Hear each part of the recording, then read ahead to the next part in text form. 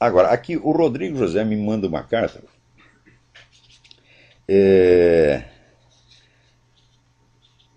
sobre a situação da educação universitária no Brasil. Ele pretende me formar em filosofia, é, mas a verdade é que quando somos ignorantes em assuntos que outros dominam, esses outros nos dominam e podem nos manipular. Mas acredito que hoje em dia, mais hoje em dia em ética profissional.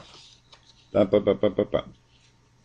É, Ele se refere aos formadores de opinião que estão formando a maneira como pensa a sociedade moderna futura, os futuros intelectuais como Emir Sader, Mariana Soares, João Carlos Kfouri, Quartim de Moraes e muitos outros. A minha pergunta é, como um aluno de uma universidade como a USP ou a Unicamp vai debater, vai se dar conta de que, está sendo ensinado, de que aquilo que está sendo ensinado não é verdade? O que me preocupa é como saber distinguir esses parasitas intelectualoides que estão em massa nas universidades e conseguem ter mais conhecimento que os outros mudaram a seus modos da história. Ora, ter mais conhecimento do que o aluno recém-chegado é coisa mais fácil. Qualquer professor tem, por definição. O problema é o seguinte, é o quanto. Se ele tem apenas o suficiente para te enganar e assustar, então é evidente que é um charlatão. Agora, o que eu recomendo é o seguinte, que eu sempre recomendei aos meus alunos, você estude rapidamente e fique sabendo mais do que eles, véio. E em seguida não os respeite mais.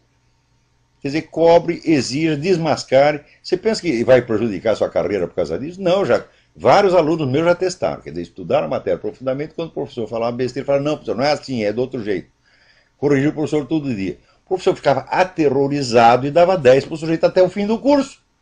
Ele não vai querer se meter e enfrentar um leão, tá certo? Então, o segredo é o seguinte, não tem fórmula mágica, você tem que estudar mais do que os caras. O que eles falaram, você anota e você vai lá na bibliografia e confere. Sempre procure encarar o mesmo assunto desde 3 ou 4 ou 5 ou 10 pontos de vista diferentes. Se eles não te dão as fontes para isso, você mesmo vai ter que procurar.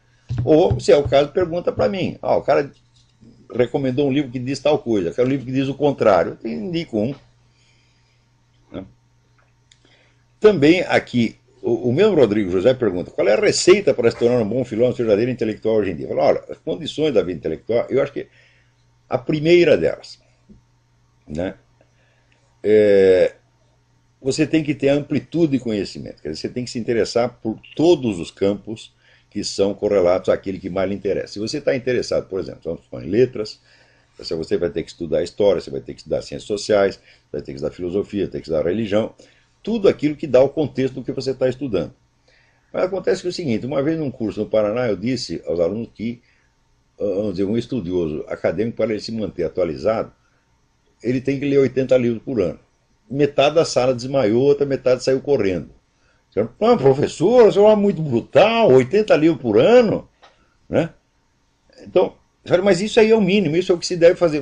Eu lembro do tempo do Zé Guilherme Melchior, o Zé Guilherme Melchior lia livro pra caramba, ele citava todos, botava lá, edição, parte. O pessoal achava ruim.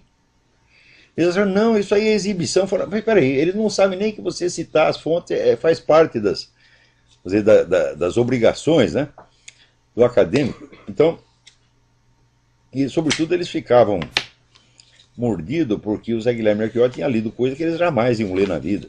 Aí comigo faz a mesma coisa, também cito as coisas, eles ficam mordidos. Né? Daí leva assim, depois eu cito um livro, 10 anos depois aparece um monte deles citando o mesmo livro como se fosse pela primeira vez. Né?